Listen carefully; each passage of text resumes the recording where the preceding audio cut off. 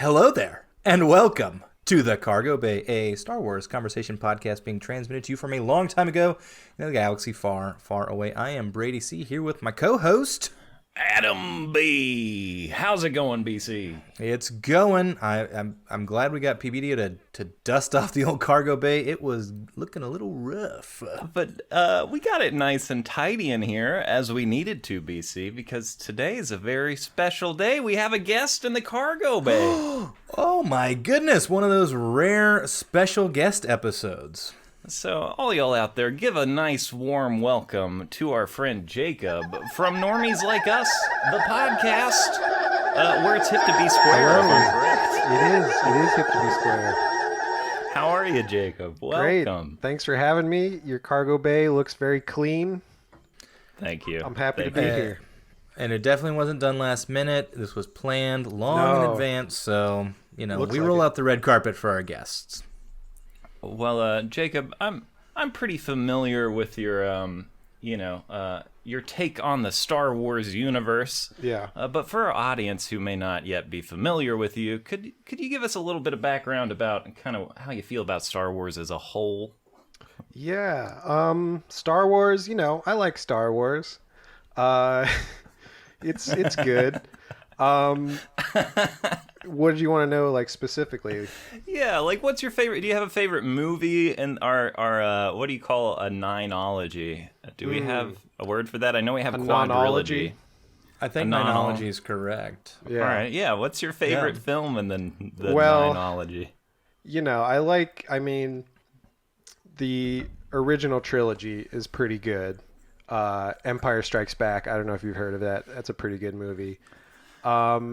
And I do like, I'm kind of up and down with the sequel trilogy. I'm a big fan of episode 8, episode 8, The Last Jedi, like that movie. But you know what? I wasn't a fan of episode 9, The Rise of Skywalker. That hot is that take is too hot for the Cargo Bay. Somehow Palpatine returned. That's right. Didn't love that movie, but I do like Last Jedi. I liked Rogue One all right, and I like the Mandalorian is a good show. Andor is a great show, and I'm excited to talk about that today. Yeah, you heard it. You heard it here, folks. We're going to be covering episodes 8 through 10 of Andor today, which I'm going to call the prison arc.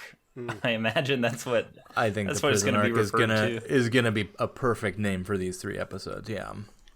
Yeah, well, I feel like that's pretty in line with, our Star Wars tastes over here. I'm a little bit of a contrarian with 9 because I like things that are messy. Yeah. Well, you famously like things where all of the Sith are embodied by one person and all of the Jedi are embodied by another person, and they have a big fight at the end. So. Yeah, and my favorite thing, I think my favorite thing in Star Wars might be 1,000 Star Destroyers. Right. It doesn't get much better than that. You're absolutely right. In fact, should we even bother talking about the writing in Andor after the genius that was The Rise of Skywalker? I was listening to the Thrawn series again recently, and Thrawn is like always trying to convince Palpatine to not build the Death Star. He's like, that's not very wise tactically to spend all your because Thrawn is here to buddy up with the Empire to protect the universe from some outside unknown threat. And so he's like, man, this really isn't good battle tactics. And then to imagine the Emperor doing it, beefing it, and then building it again, and then being like, Thrawn was right. I need all the weapons on mobile Star Destroyer. Also, it kind of begs the question, like, it takes them so long to make the Death Star, right? But then they have 1,000 Star Destroyers. Who was building those? Where did they come from? The prison arc, baby. That's my theory. Kino Loy is down there snoking it up, making sure that all of those cloaked Palpatines in the arena were also engineers for the 1,000 Star Destroyers. Makes sense. It's obvious. Yeah, really, when you think about it.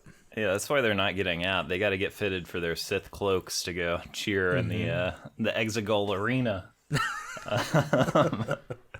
But yeah, let's talk about these episodes. But I guess first, actually, Jacob, I would like to get your temperature on Andor in general before we dive in. Yeah, Andor. I really like this show. I've been enjoying it a lot, and I wasn't even that hot on like Rogue One. Like I thought it was fine, but it's not my favorite. Not even my favorite Disney Star Wars movie. But Andor, man, this show is just so good, and I'm loving it. It's been kind of a shock. I did like Rogue One. I've been kind of lukewarm on it, but I think really it's mostly about CGI Tarkin. That really bothered me when I first saw it. And Leia at the end. Yeah, that's rough. Yeah, it's a bummer. But as a whole, I like it pretty well. But I also like this show more than I liked Rogue One. I mean, we can talk about this show, which we're going to, but Yeah. these 3 episodes, I'm like, is this rival original trilogy Star Wars? Is how high I am on this right now. Yeah. Well, I think Yeah, it's making me reevaluate Rogue One, where I want to rewatch it and see if it kind of holds up to that same level. But with this show, it's like every episode I'm kind of expecting it to like fall off or like not be as good, but it's actually getting better. Like I thought that the heist arc was great, and now the prison arc is like even better. So, yeah. It was shocking to me, like when we got the Aldani arc, and was like, oh my goodness, that's so great. And I had mentally prepared myself, like, all right, we're gonna go to prison. Like, okay, I mean, we got the Aldani stuff. Prison will be fine. And then the first prison episode came out, and I was like, never mind, we are gonna be great. This is amazing. Like, I don't know why I had doubted that to begin with. Just like I feel like maybe some of the D+ shows have let me down recently. Yeah. But this show has just continually stepped it up every episode that I'm just like kind of baffled at this point with the quality. Totally. That does bring. I did want to ask you guys. They're shooting season 2 right now, and basically they're doing it in these. Like they're making separate movies basically, for these, like each block of episodes is going to cover another year. There are more directors involved, more writers involved. So I am slightly worried that season 2 isn't quite going to hit as hard as season 1. I think that's a possibility. But I don't know. Just want to get y'all's take on that. If you have I think that's any nerves. Definitely a possibility, but I never expected Andor to be this good. When the trailer came out, I was like super on board because like this trailer looks great. Yeah, I was the same journey here where I saw it at the convention. I was just like, man, why are we doing Andor? And then I was like, whoa, this looks like weird. And when they announced it, I was like, Andor, like who cares about that character? Like why are you making a show around him? Turns out I was wrong because this show is like way better than the Boba Fett and the Obi-Wan shows, which are characters that I was more interested in, seeing a show around. But it's just weird that this show is so much better to me. I mean, I think I'd speak so much to the creators behind this. I think like the fact that Tony Gilroy, because he was hesitant to come back to Star Wars until essentially he was able to be like, if I'm going to do it, this is what I'm going to do. And then they're like, okay, you can do that. And he's got this entire complex, beautiful, complicated Star Wars world that, frankly, Boba Fett and Obi-Wan are just like, this is like a plastic sheen, and we're shooting it in the volume, and it's like, Disney! Yeah. It's a Disney show! Look at us, we're Disney and Mickey Mouse. Ewan McGregor this is like, having to carry that with reaction shots. Yeah, totally. And then Andor's like, we want to speak about crushing people's souls with Imperial power and what it means to start an actual rebellion and the toll that it takes on the human soul. And then Obi-Wan and Boba Fett shows are like, Disney! And it's like, they're two completely different things. They stand in such stark contrast to one another that it's like, Andor was such a breath of fresh air. I was like, oh, this is what those other things, that's what I wanted out of Obi-Wan. That's what I wanted out of Boba Fett. Totally. And they just weren't that. But with, I don't know, at this point, bringing back to your original question, like, I'm not going to be worried about season 2. It's the Yeah, Tony we got Gilroy's. season one. He's got his finger on the pulse. I think it's gonna be great. Like, I don't know. I doubted this show after the first arc. I doubted it after the second arc. After this, I'm like, I don't know. You can do whatever you want. I'm excited every week to sit down and watch the episode. Yeah. It almost feels like it's a secret we've got to keep from Disney. It's like, hey, Like, did they you don't know that this is anti-capitalist against them, right? Yeah. Right. When it started to circulate on Twitter, the like comparison between the prison and the Disney Star Wars hotel, like looking exactly the same, I was like, shh, guys, keep it down. It does feel like they're like sneaking things into the show that it's like Disney approved all this. It's very, it's almost subversive that it is sneaking all this like real life political stuff into the show. Yeah. Hey, I'll give them credit. The mouse is a scary megacorp, but they do respond to some progressive pressure, and also that they let this happen is cool. So, yeah. I'm glad we're getting this Star Wars out of Disney. Didn't think we would, but. Speaking of the Empire crushing people's souls, should we get right into episode 8 of Andor? I think we should. I'm gonna do a quick. This is a episode recap from Wikipedia. So shout out Wikipedia for this. This is going to get us into our larger conversation about what we favorite scene, favorite element of each episode. So we've got Cassian is brought to prison on Kino 5, where he spends every day working in a monotonous, heavy industry with hundreds of other prisoners. Vel and Cinta travel to Ferrix to search for him.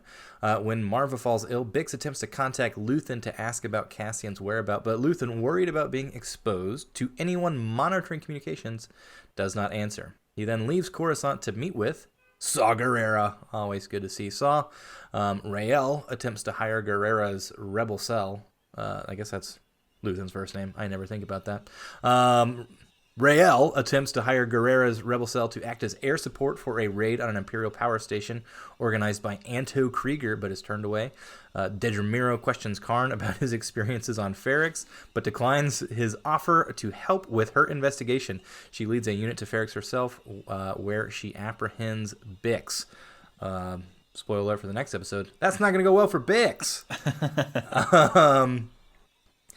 Can I just jump in with what I loved about this? The introduction to the world of the prison, I thought, was like a masterclass in world building and how this should be done visually.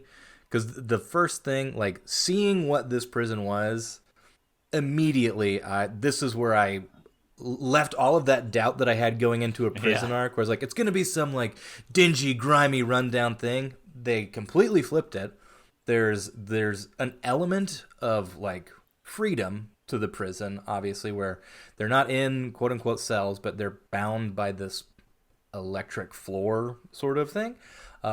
Once I saw what they were doing, I was like, all right, we're fine. This is going to be amazing. So I immediately loved the prison look. I mean, it's got a lot of nods to, other sci-fi visually. I mean, THX was like the first thing I think that came to mind for me. So it's like, honor a little bit of heritage there, but just continuing my absolute love for the set design on this show. This was like, all right, I'm sold on Prison Arc. They did it with one episode. I'm in. Man, yeah, just him looking out the window out at it when they're arriving, I was like, that is a terrifying structure. Like that is it's really an upsetting thing to imagine sitting in. Yeah, it's like it really shows the like ruthless efficiency of the Empire, that they have this like very sterile prison, and they don't even have to like, keep you in inhumane conditions or anything. They just can keep you in line just by this floor, this electric floor, right? And it's just really the way they set up the entrance and everything was great. Just gonna feed you that goo tube. Yeah, you might even get some flavor or some taste. I want some flavor. I don't know. It is perfect. Like, I don't know. The way that they pitch, the way that the oppression, I guess, is pitched is not what I was expecting. And the fact, like, the way that we're introduced to, was it Kino? Is that Kino Loy, Snoke's character? Snoke in disguise, as we all know. Am I right? Right, definitely. The way we're introduced to him is sort of like the foreman, like that sort of position and rank within a prison system was really upsetting. In that, like, this guy is a prisoner, but is seemingly like pro Empire because he wants his shift to do well. Like the entire system that they have, where it's like, your team needs to be performing, otherwise we're gonna shock the shit out of them and electrocute their feet. So you need to drive numbers up. And he's like, yeah, I'm the guy for the job. You're like, that's super messed up. But it starts his arc for, I mean, one of my favorite character arcs, like tragic, beautiful, miniature character arcs in the history of Star Wars. I don't know, the way that the way that they situate how the oppression works in the system of the prison, I thought was genius. Totally. Yeah. Just kind of like, exposing the prison industrial complex in that way. Like some of it, some of that stuff can seem like some of the stuff in this arc is a little corny to me. Like there are moments, but it's supported by like such kind of an actual examination of like, hey, by the way, this is how our empire works. Like that it doesn't come off as corny as it could be, like. I'm with you, BC. Jacob, do you have a favorite scene from that episode?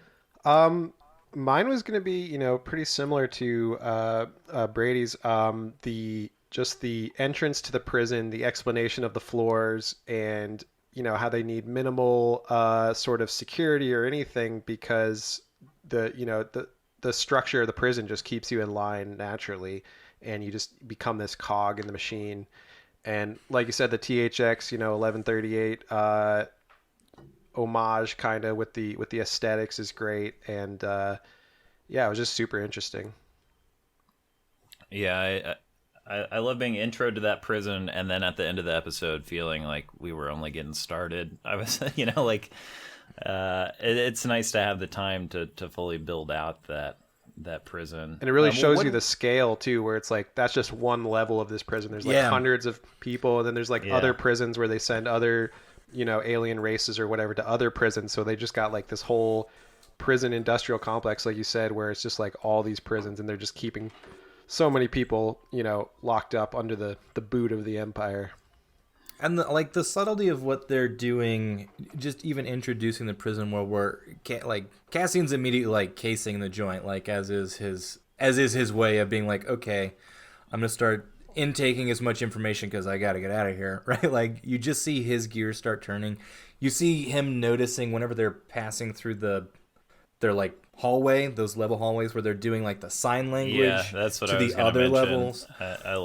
I love that setup. That sort of scope and scale is, I don't know, it's terrifying in the way that they position the Empire in this. I mean, this is part of, I think, a larger conversation, but the way the Empire is recontextualized in Andor makes it so much worse than I ever imagined it to be. But seeing that hallway communicating with another hallway, knowing that there's several levels of this going on, in this giant water prison, you're just kind of like, this seems awful. I don't know. It was seeing how Cassian is also interacting with the environment too, because Diego Luna, for as great of an actor as he is, doesn't have a lot of lines in Andor. I don't know if anyone's noticed that. Yeah. But it's the way he's reacting to everything, the way he's intaking the environments. You're just like, he's crushing it, and he doesn't have to have. He doesn't have to have big monologues or anything, Well, it's kind of the story of a guy that, like, at the beginning really has no interest in joining a rebellion or anything like that. He's just looking out for himself, basically. And it just shows how, just living under the Empire kind of beats you down to the point where, like, you have to join the rebellion because it's the only thing you can do now, because it's just like, they're just throwing people in prison like crazy. It's like you're just trying to live your life. Yeah, and that's what Luthen wants, is for it to be so bad you have to join the rebellion. You gotta love it. Where he's just like, this is exactly what we wanted. And you're like, oh, yeah. Man. All right. I love getting... It's cathartic to me to see characters like Luthen and Saw as a part of the revolution that is a rebellion. Because, I mean, classically in history, it's people like that actually start, revolutions. Right. It's not. Well, it's like you can't just some clean hero.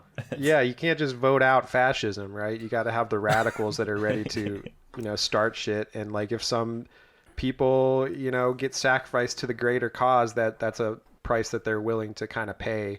And whether or not they're in the right, that's up for debate, I guess, morally. But that's how these things start. This show I think you guys.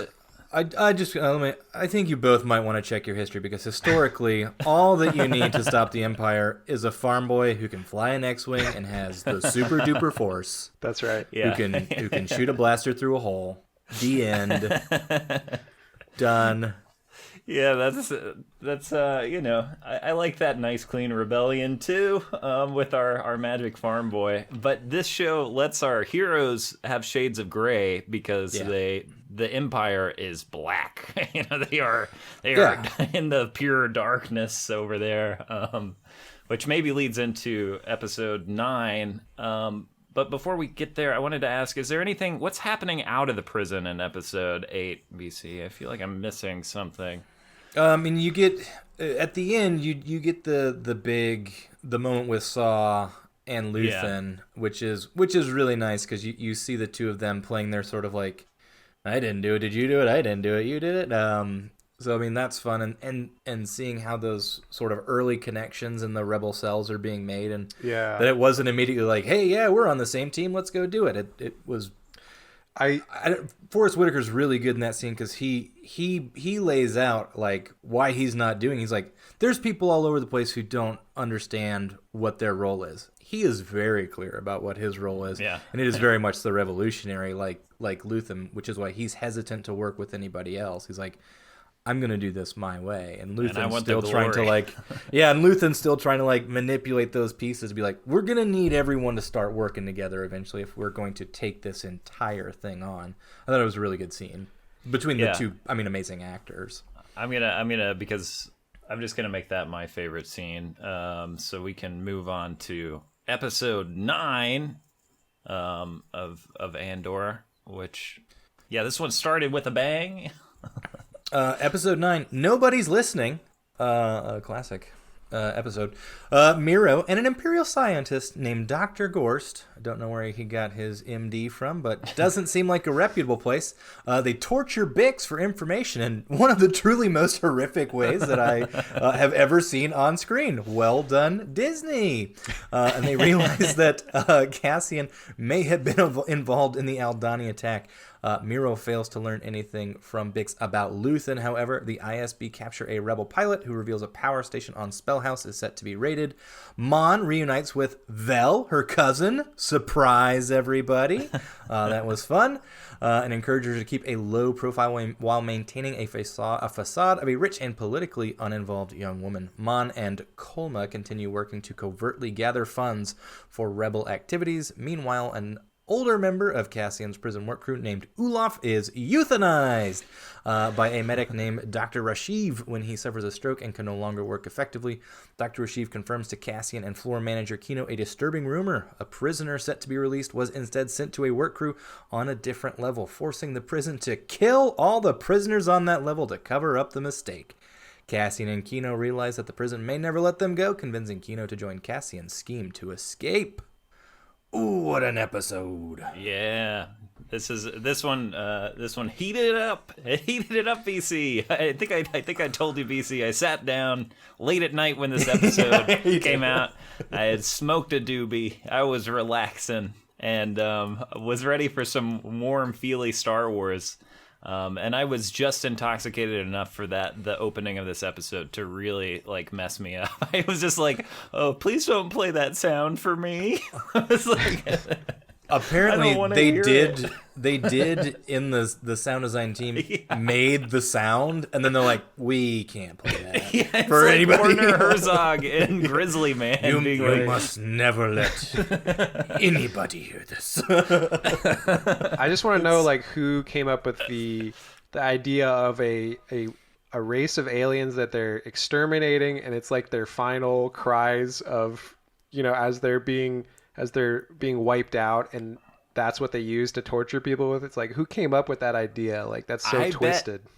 I am sure that's like based on reality. Mm. I would bet that is something, you know, like it's a distortion of what the FBI or CIA It's actually like a CIA did. tactic Like, of some kind. Well, it's like, you know, in Guantanamo and stuff, they play like heavy metal, like loud heavy metal to like, you know, torture with people with sound and stuff. I would imagine that Tony Gilroy read in some of his revolutionary research about someone being tortured with the sounds of like their dying family or whatever over and over. It just felt so real. The fact that they add the element of we've isolated the sound to that of the children of the alien race. I was like, we had gone pretty far to that point, and then you're like, but then we have also isolated the children. Like, okay. We get it. You are bad. Like, the Empire is bad. But that's such an Empire thing that they would do, where they're like, how can we use, as we're exterminating this race of aliens, how can we use their final cries in, you know, in another way to torture people? It's just like, damn. They're efficient, baby. Yeah. This Empire is efficient. This is also the episode, right, where they're like, they're immediately like, okay, we're gonna kill the pilot, or the ISB is like, okay, we're gonna kill the pilot. How do we cover it up? All that, and it was just like that tone shift where that happens, and there's no second guessing at all. Like, yeah, they're just talking like, about, wow, like, oh, they're the CIA. I got it. Like, yeah, I love the ISB really scenes so much because it really shows the Empire in a way that we've really never seen before, where it's just like, it's not Vader and Palpatine talking about stuff. It's just like middle manager people, like, you know, using real like infosec like kind of strategies and being like, all right, what do we know? Like, how can we use this data and stuff to, like, you know, further our, and, you know, further our, the means, you know, yeah. Yeah, they're way more intimidating than Vader is in any of the fiction that I've read, because Vader is usually kind of stupid in all of the fiction that I've read. And this is exactly, you know, the kind of terror that exists in the real world, are, you know, like, oh wow, there's smart people working behind doors to screw you. It's so much more menacing than anything I think we've ever seen in Star Wars before, and it just feels like it's getting worse, and which, you know, you're saying is part of Luthen's plan, right? Is like, hey, we've got to make the oppression so bad that it's going to create the resistance to the oppression that everyone's going through. So it is, I don't know, it just is like, it's not gonna get better, which is like, we've got 2 more episodes of this, and then the next season covers 4 years leading up to Rogue One, which is like, things aren't going to get like suddenly shinier and brighter for the rebellion. I mean, they're going to start coming together. I mean, that's obviously, we're going to start seeing those factions as they form, but it's like the oppression that they're going to be fighting against seems like it's just going to be getting tighter and tighter, right? Like, because, you know, part of the, you know, the idea of like the breath being choked out of you is like, I think that's introduced really early on in the series as like a major concept. I don't think that like Empire crushing the breath is going to, like, there's not going to be a release at any point. It's just going to become stronger and stronger until the season 2 end, which, you know, it's like Rogue One is essentially kind of like the finale of everything, is what it seems like. But well, it's like, it's gonna be a fun journey with the Empire. Yeah, when you put a frog in a pot of like boiling water, right, and you just slowly turn up the temperature, that's kind of the Empire, right, where it's like they're slowly turning up the oppression, and Luthen's like, we need to, you know, really have something to kick off the rebellion, right? We need to turn the heat up. We're gonna dump some magma from the top on the frog. Jacob, before I might steal it, what is your favorite scene in this episode, if you have? This one, I really like the ISB scenes in general. Like, it's just so interesting to see. You know, I meant to talk about this up top a little bit, but the writing in this show, it really reminds me of the show The Wire. Have you guys ever seen that show at all? I have never seen The Wire. It's about, you should watch The Wire. It's a really good show. You know, it's kind of known as like one of the best shows ever made or whatever, but it's one of my personal favorite shows. And it's about, you know, the drug trade in Baltimore and it shows kind of both sides, where it shows the gangs and the drug trade and how that works, and also shows the police and how they're trying to stop them. And then it just goes into these systems where it expands out, where you see City Hall and the politicians and how they kind of fit into everything, the school systems, the docks. Like, you see all these systems and how they work together. And this show really reminds me of that, where you see not just the rebellion side of things, but you see what the ISB is doing. You see what Mon Mothma as the politician at the higher levels doing, and how those kind of all come together. But the ISB stuff in this episode with Deirdre is just really interesting. And Karn, Cyril Karn, right? Oh man. Oh, what a hero! What a hero he is. Little baby fascist, just wants to help out the Empire. And I love the scenes with him and Deirdre where he's like, "Come on, I just want to, like, you know, you're so like fascist, like I love you, I think." And she's just like really creeped out by him, just like, "Get away from me." I just think that dynamic is super interesting. One of the great Star Wars scenes in the history of Star Wars is when he professes his fascist incel love for her outside of her work. Yeah, he just shows when she's up, going into the job. He's like, her, right? he's like, I've been hanging out here in hopes that I could see you again. I just think we really clicked whenever we talked. She's like, that was an interrogation. We were interviewing you. That wasn't a fun social engagement. He's like, I think we love each other, right? And you're just like, this dude is swinging wildly. Yeah. And he's such a fascinating character to me to exist in Star Wars, because he's so, I can't even find the words for him, but like the way that he was introduced as sort of this like low level idiot, who was thinking of his own glory without listening to his amazing supervisor, who saw things very clearly from the beginning. If he had just listened to him, we would have avoided a lot of this nonsense. But the way that he has doggedly pursued this thing, even in the face of his mother like telling him that he's an idiot and having to like, eat his cereal quietly, and then the way he professes is like, it's like he's just icky. He's just an icky character, but the actor is so good at it and commits to this thing well. But it's like, I don't know where this guy exists in Star Wars, but wherever he's going seems like it's going to be really terrifying, because he's got like serial killer vibes coming off of him. Well, he clearly he does kill that cereal. He does. Nailed that, by the way. I love the cereal. He clearly like thinks that he's like he could be more important like to the Empire, and they're not like seeing his like genius, and it's just like frustrating him. But is he like the first like incel that we've seen in the Star Wars universe? He's an incel. He's also got strong like gifted kid energy, as in like gifted and talented placement. Like, I got in these classes. I took AP classes. Yeah, I am exceptional. Like, someone told him he was special as a kid, and now he's just like a burnout loser. Yeah. He's like, I want to be like, I should be on the ISB. Like, I'm as smart as you guys are. I'm important to the Empire. And they're just like, and Deirdre's just like totally like creeped out by him. And he keeps, and like, I think a worse written show would be like, oh yeah, join us with the Empire. But this show is like, no, you're like too weird for the Empire. The look on her face when he's doing it is so spot on. She's like, what are you doing? Like, she's like, this is a crazy person. Yeah, a lot of red flags. Yeah, I heard the one of the other comparisons. It was some other podcast. I forget who I'm stealing this from, but it was like, it's like Todd Phillips' Joker. Almost like he is that level of like unhinged, and he is getting worse. I do hope that Uncle Harlow pays off at some point. Anyone have any wild Uncle Harlow theories about old Unky Harlow? Yeah, it's a good question. I don't. I wish he was like an Inquisitor. Like, turns out he's like top Inquisitor.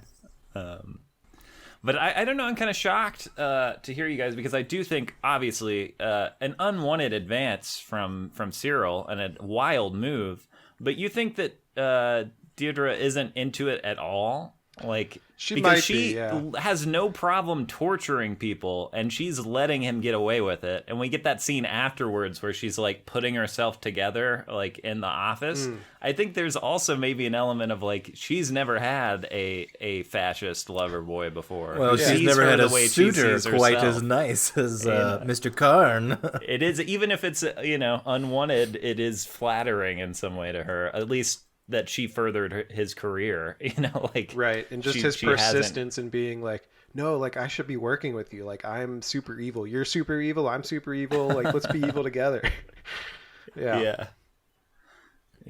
I don't know. I am excited to see where Cyril ends up. I read some of Tony Gilroy saying like he's not a fascist. He's just impressionable. He's just lost. He you could point him in any direction. That's how a lot of fascists are made, right?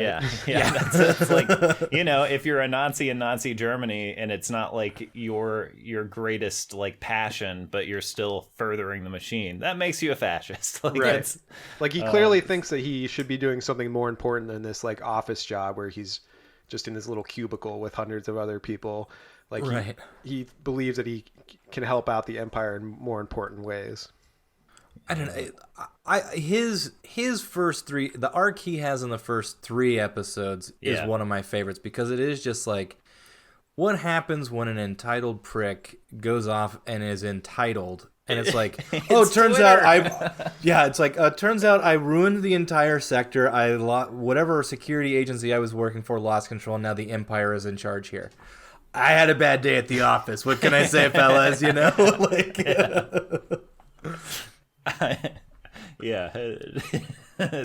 Fantastic. Again, his arc and Kino Loy's arc in these 3 episodes. Again, I just want to say a lot of Star Wars fans talk about how incredible Darth Vader's arc is. It's a cool arc. It takes place over this massive, epic saga. I think that these 2 arcs are as powerful and more efficient in these 2 like pieces of well-written, TV. Yeah, totally. I do want to shout out Kino Loy's. My moment of this episode is the end, which is the sick needle drop when he's just like, when Cassian, after they get the the download that they killed everybody down there, and he's been hesitant to give Cassian information, and Cassian's like, how many guards are on each level, and you get the never more than 12. Bang, end of episode. You're like, all right, let's get to the next episode. Seeing, I mean, his arc is perfect. Going from factory foreman, I'm all in on this, to like, oh, well, they're going to kill us and we're never getting out. Maybe I'm not so in love with being in charge here anymore. We need to get snappy with this. Andy Serkis's performance in this is brilliant. I think. Oh, it's great. And his whole thing is like, oh, I only have like 260 days left or whatever. I'm going to get out of here soon. I just need to finish my sentence and, get out on good behavior or whatever. And then when he realizes that like, oh, we're not getting out. There's only we're just going to get shuffled out somewhere else. Yeah. But he's great. And it's, Andy Serkis, super underrated actor, I think, because he's always, he's known as like the CGI guy, right? But, when he's able to just act with no CGI, he's just killing it. He's got an interesting face. Yeah. Like he does. He uses it well. I'm not like a huge Andy Serkis fan. When he came in the first episode, though, I was like, oh, okay, this is good casting. And then my scene is when they first hear in the hallway, that they're getting the message in, and he gets so nervous and freaked out. Hey, everyone stop. We don't know. You could just see like the terror in his face. I was mad. I was like, oh man, you're really good in this. I was just like, you're doing really well. And maybe if we can bridge into our final episode, because I wanted to talk about his motivations. At some point I thought maybe he knew already that people weren't getting out. He's in on it. He's a floor foreman. This is his job. He's getting out of here because he thinks he's in a position of power. So maybe he's grappling with that. And then also with our escape, we know that he's grappling with the fact that he can't swim. He's not. Yeah. He's, which is a huge reveal at the end of this, 10th That's episode here. A heartbreaking reveal. Man. crushed me. And then Yeah, Cassian just getting kind of pushed solidifies that. off by the crowd as he's like, "What? You can't swim." Yeah. I want to know what happens It's to really Kino Loy. sad. Give me a ninology of Kino Loy. Yeah, I did see an interview with Tony Gilroy came out recently. It was like, I don't know, we're doing a second round of press, I guess. He's like, this is wild. We're looking for that long tail viewership. But he was like, they asked if Kino Loy was immediately executed after this episode, and he was like, is he? I don't know. That's not how I imagine it. And Andy Serkis is already like, yeah, I'd love to do more Star Wars. Well, we need to see his arc to see how he becomes Snoke. Yeah, I think that's somewhere in the 5th or 6th film in the ninology. But yeah, we're gonna bridge that gap eventually, I would imagine. I would prefer to never see Kino Loy again. At least not for a long time, just because it's so perfect as it is. And I think Star Wars needs to do more of leaving it alone. Yeah, the way it ended was heartbreaking and beautiful and paid off the character in, like, I don't know, a beautiful and tragic way, which, like, let's just let that moment of art exist and we don't have to touch that again, and it's okay that Kino Loy can't swim. Yeah. I think even if he can't swim, he should at least try, right? Like jump and then, like, piggyback off of someone else, you know? I say dress up as a guard. You were already basically a guard, right? Maybe you like that lifestyle. Yeah, and then whenever they come, they'd be like, they bonked me on the head really hard, and I was out, so you can't really hold me accountable for the entire prison break thing. So, but again, that's in the ninology. That's a separate thing. Yeah. It is heartbreaking, but it's also our action episode, our finale of this 3-episode arc. How did y'all feel about this episode in general? Did it pay off for you? I thought this was one of the best episodes in the history of television. Hell yeah! Wow. What about you, Jacob? I thought I was. It's maybe my favorite episode of the season just because it just pays off that whole prison arc, and my favorite scene was going to be just the whole prison break and just the tenseness leading up to it, where the men are all like faced with the choice of like, it's like get out of here or die, like it's do or die now, and it's just so well the way they set up the whole scene, and then Kino and Cassian going into the control room, and that stuff is really good. What a beautiful room. Yeah. Oh my gosh. Yep. So good. Great Star Wars room. And I love they're using those. So this is now a theme in Andor, because we've had the Stormtrooper rifles are basically the Stormtrooper rifles in Episode 4, except the magazines are longer, like is the biggest difference. And now we get those blasters that are used by the rebels in Episode 4, except the magazines are super long. And I like these these old looking guns with the giant magazines. That was fun for me. And I like the loudspeaker microphone. It's like the microphones in the original when Han Solo was like, we're all fine down here. How are you? Yeah. We're fine.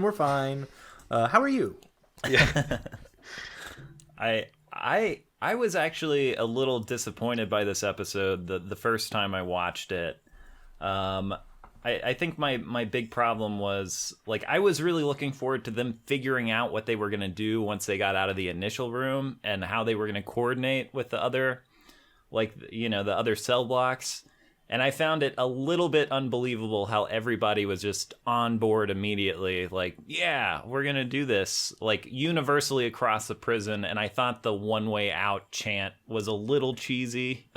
I'm not a big, collective, yeah, one way out.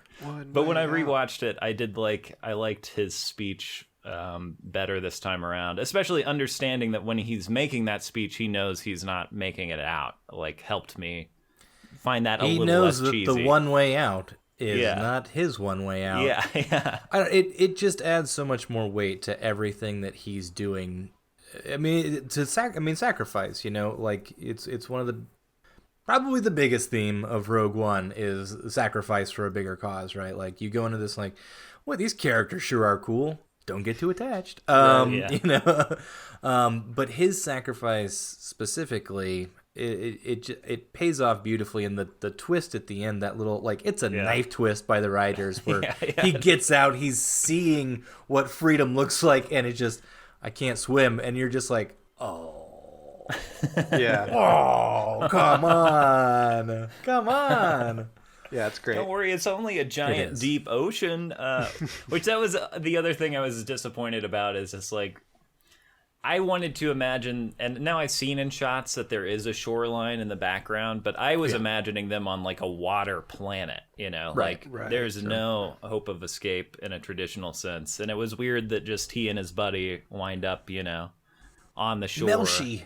Running through the Melshi of Rogue One fame. But I got over it. And even the first time I watched the episode, though, I guess we didn't do a recap. This is the break, the prison break, and the other two main things that happen are that Luthen has a scene with our ISB spy at the end, and Mon Mothma has the scene with, and this is my favorite scene. Yeah. What, I forget his name, the thug, Davos Skolden, politician, businessman. Yeah, Davos. This is just like, Mon Mothma has been incredible through the whole show. What's her name? Genevieve O'Reilly. Yeah, Genevieve O'Reilly in this scene is so good. Yeah. It's just really, really good stuff here. This could so easily be a kind of boring scene, but the performances, once again, in Andor, just like...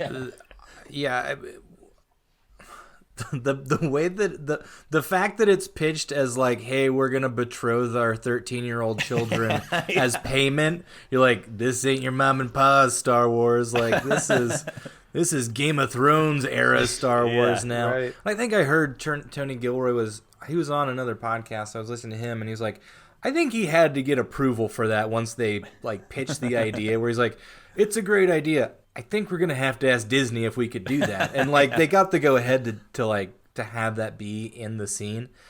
But I don't know, just master strokes in this episode with I can't swim, with I don't want payment, I would like your daughter to meet my son, and then for me the end scene is gonna be my highlight, which is, you know, what have you sacrificed?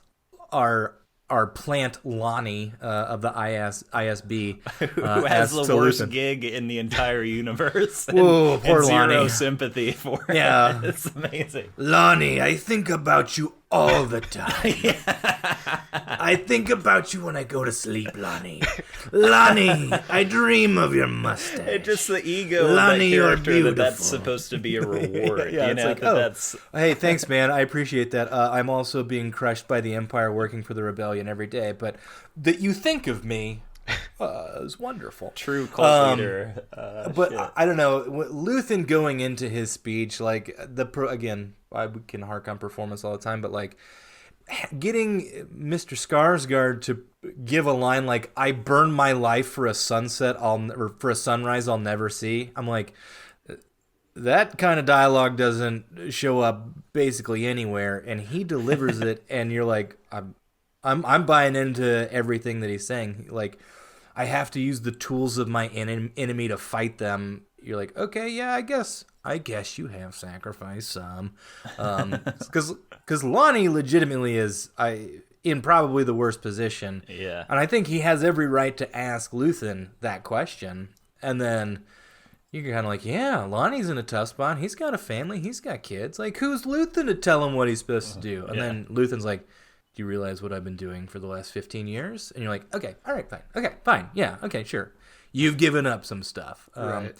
But it seems like he has been, it feels like Luthen has been ready to share that information too, where it's like, you want to talk about what I've sacrificed. This is one of the only people I can tell this to, because I know what you're sacrificing, and if you're going to question me, I'll tell you exactly what it is. And the writing on that and the performance, I'm just like, okay. I was like blown away by it. Yeah, his whole monologue was great.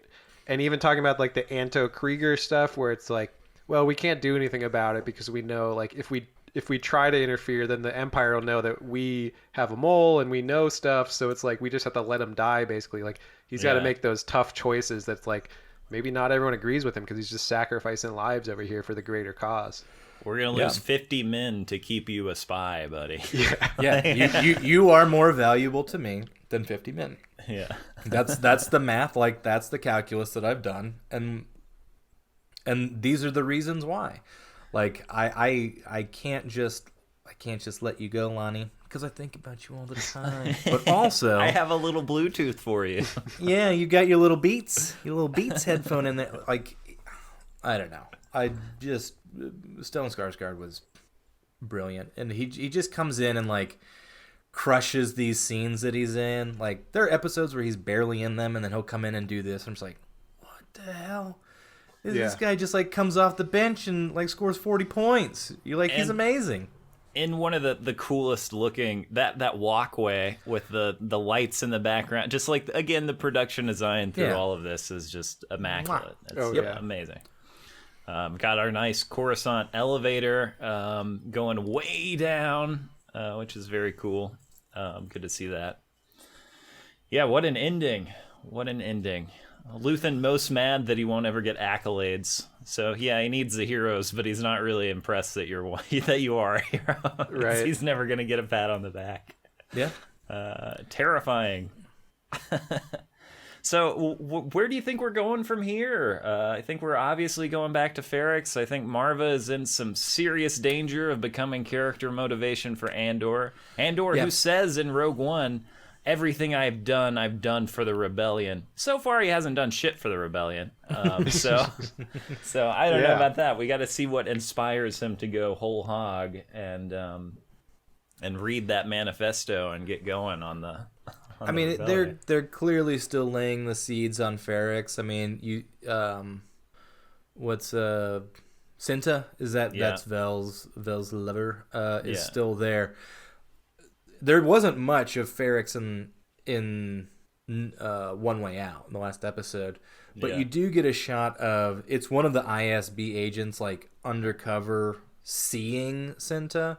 So like things are clearly like brewing on Ferrix, and the fact that Marva's health is seemingly rapidly decaying seems like something really bad is going to happen there because she's like the last card that Deidre or whatever has been holding on to. It's like, I don't need her yet, but I've got her. And now that her health is going out, like, it's primed for like old lady on the verge of death. Something awful is going to happen to her that is going to stoke something in Cassian to be like, we're going to burn this shit down. Right. Well, definitely we're going to use that laser beam out the side of the ships we've seen in the trailer. Well, Marva is not in Rogue One, so that should tell you something right there. Right. I think there's a chance that we could get a special edition of Rogue One with some Marva scenes inserted. I think it's probably somewhere in Jeddah City. We'll just see Marva popped in the background. But I'm definitely interested to see how Bix ties in too to the whole Ferrix thing too. I just want Brasso. If one of the episodes is just Brasso the entire time, I would love the Brasso show, man. I just love when he pops up. I will say, I'm looking at my Cassian Andor poster. It does feature X-Wings. Now, are we going to get Saw Gerrera's air support as part of something that is going to lead into a bigger Season 2 arc? I sure hope so. I love seeing those black and white X-Wings. Give me some of those partisan forces coming in, doing some damage. If we don't have X-Wings in this season and they're on your poster, I mean, I have to call Tony, and I'm gonna have one complaint with this series. I'm gonna say, Tony, who put out these Andor posters at the IMAX re-release of Rogue One? Because I need names on a desk now, because something is wrong here, friend. Wildly misleading. I'm looking forward to these last two episodes. I watched an interview of the woman who plays Cinta saying that she read the last episode and that it's a masterwork of television. Man. Yeah, I can't wait. Written by Tony Gilroy himself. And these 3 episodes were all, I don't know if you guys talked about this, written by Beau Willimon, who, if you're not familiar, he was the showrunner for House of Cards. He kind of created or developed that show from the UK original. But So he definitely knows how to write that political intrigue pretty well. Yeah, man, that's it's such a delight to see. Again, a more adult version of Star Wars with some. We've had 3 episodes here that I guess we got our share of laser fire in the last episode. But yeah, those first 2, I don't think we had a single laser blast. Could be wrong. There might have been one in there somewhere, but I didn't need it. Now when you have an electrifying floor, Nope. and zap sticks. And Andy Serkis's face. Yeah. One other thing I wanted to say: did we mention that the Vel reveal of being Mon Mothma's cousin? Yeah. That was pretty that crazy, was too. interesting. Yeah, because we were wondering, like, where is she most at home? Is she most at home in Coruscant or out on the range? Right. Well, we know we want her to act like a rich girl again. Just don't forget you're a rich girl for a while. And like we can breeze it. Like I don't know. There's so much more detail that we could go into, obviously. Oh, but yeah. The fact that even her seeing like that the dinner party there, that there's like microaggressions that are occurring from Mon's husband of like, oh, you've got to find a husband. You know, aren't you a little too old at this point? You're just like, oh my, like and that you can sort see of how like much Mon small Mothma layering into her character. You're just like, all right, that's a rich tapestry that's being weaved that you don't have to put that much attention into this sort of stuff. Yeah. But they do. Like it makes those small backhanded things 10 times more powerful, knowing that she's got a relationship with someone else. She's got to live a closeted life within the Star Wars universe, and that she's still catching shit from a total asshole at dinner. And it's just like, I don't know. It's a couple lines. But the depth and the volume of what those couple lines do for character development is like, all right, that's really good writing. Yeah. I totally agree. Yeah, we're learning so much about Chandrilan culture with their arranged marriages and everything. I never knew, you know? And I will say, I thought Mon Mothma did the personal, decorating in the space. Turns out that is embassy. You can't mess with that. Yeah. So it's a little old. It is all old world. It's Star Wars Art Deco, which turns out is one of my favorite design styles. So that's what I'm a sucker for. But not Mon Mothma's personal style. I do want to shout out the trench coat worn in the ISB room by what's his face. He just comes in a regular like terrestrial trench coat, and sure. I loved it. I'm just like, yeah, whatever. Yeah. I mean, the most human Star Wars has been, I think. Yep. And I think that's it's been part of the mission of the show. But as much as you can humanize something that and make relatable something that is from a long time ago in a galaxy far, far away, the more impact it's going to have on us as an audience. I mean, there are very real and disturbing parallels that we can draw to our lives based on this Star Wars space opera show, and it's very purposefully like going for that in this, which I appreciate and I think has been like sorely missing from Star Wars. This is given me and has everything that I've wanted out of one of my favorite like pieces of intellectual property that exists in the world. Is like, this is how a story that you love and a universe that you love can relate to your life right now, and it can be horrifying, but the artistry, the craftsmanship behind it is so highly executed and so beautiful. I'm just thankful that this exists. And you're talking at the top like Andor. Wait, who needs the Cassian Andor, the guy from Rogue One? Like, right. When Adam, when you and I first talked about what was coming out in Star Wars, like, oh, Andor, okay, that's kind of interesting, I guess, whatever. But it wasn't like, we're like, there's Boba Fett, there's Obi-Wan, there's going to be an Acolyte show about the Sith. Like, Andor was at the bottom of the list of, like, all of the Disney Plus stuff that was coming out. And now, I can't imagine anything else being higher than this. And I'm a huge Ahsoka fan. They're like, Dave Filoni's doing an Ahsoka show. I'm like, good luck. I don't know. Like, it's going to be really hard to beat this. Yeah. Yeah. Yeah. Beautifully said, VC. I'm right there with you. It's going to be hard to top this. I'm looking forward to these last 2 episodes. Think they're going to be. I don't know. I'm going to try to celebrate that last episode in full somehow, because, like you're saying, I think it's some of the best Star Wars we may ever get. Yeah, totally. And I think So sorry, Jacob. Oh, yeah. Let me interrupt you to ask. Any final thoughts, Jacob? Yeah. Just one, I just think that the world building, like you're talking about a little bit, the world building, it just feels so lived in. Like Star Wars has never felt this real and this lived in to me as a universe where I believe these people are like real and existing. And just their, the writing is just so good. I'm excited to see where it goes with these last 2 episodes for sure. Well, Jacob, I know you've convinced at least one of your pals on Normies Like Us to finally go down the Andor path. We're out here preaching about Andor.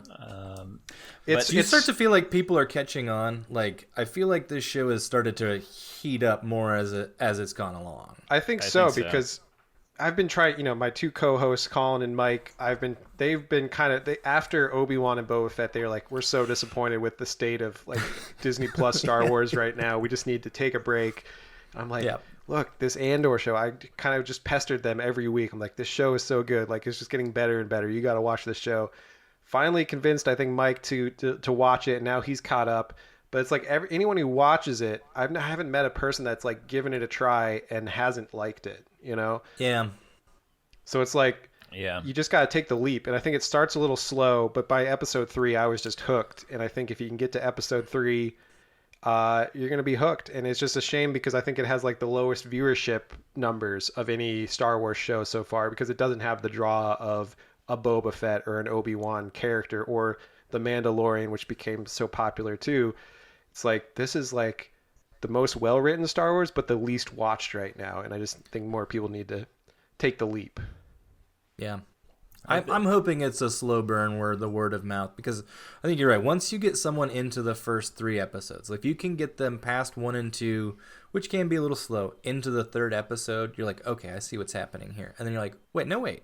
Go to the next 3 and watch those as a movie. Yeah. I think this is going to benefit from people who had any hesitation of like, they're all out. Watch 3 at a time. They're made that way. Sit down and watch it like a movie. Right. And then you're going to want to watch the next 3 like immediately because they leave you wanting more and they get better, which is fascinating. Totally. Well, I'll tell you this. You may have to watch all 3 of those first episodes to get hooked on Andor, but you only got to listen to 1 episode of Normies Like Us, baby, to get hooked on Normies Like Us. Jacob, one of my favorite podcasts. You guys cover it all. There's Star Wars episodes for, I think, every movie in the nineology out there. There are episodes about shows. Recently, you've been on a quest that I've been enjoying. Having not watched almost any of these movies myself, I'm still listening to your episodes about all of the Star Trek movies. You are on quite the journey. You just finished the Shatner era not too long ago movies. That's right. So tell us a little bit about the pod and where people can listen to it. Yeah, Normies Like Us. We just talk about all different pop culture stuff, like anything that's interesting to us. Like we do kind of current stuff like House of the Dragon, Game of Thrones type stuff. And, we did Rings of Power, anything that's on now that's like nerd stuff that we like, sci-fi, fantasy, all that stuff. And we also cover like older stuff too. So like our ongoing Star Trek series, we do one a month for each Star Trek movie. And so we're going to see how long that takes, probably like a year and a half to cover them all. But I've been enjoying that a lot. And so if you want to check us out, we're on, we're on wherever you get your podcast, we're probably there. We're on YouTube as well. If you want the video version, check us out, Normies Like Us. And we'd appreciate your viewership. Yeah. Links in this episode description as well. I mean, personally, we at the Cargo Bear are hoping for that big Normies Like Us bump with the appearance here. So hopefully I can provide that for you. Yeah, we'll get reciprocal bumps. Yeah, totally. We'll send over our massive horde of listeners your way. Appreciate it. Yeah. VC, anything else you want to say before we get out of here? I just want everyone to go snoke themselves. Yeah, go snoke yourselves, y'all. Jacob, thank you so much for being here. PBDO? Yeah, close up this cargo bay, would you?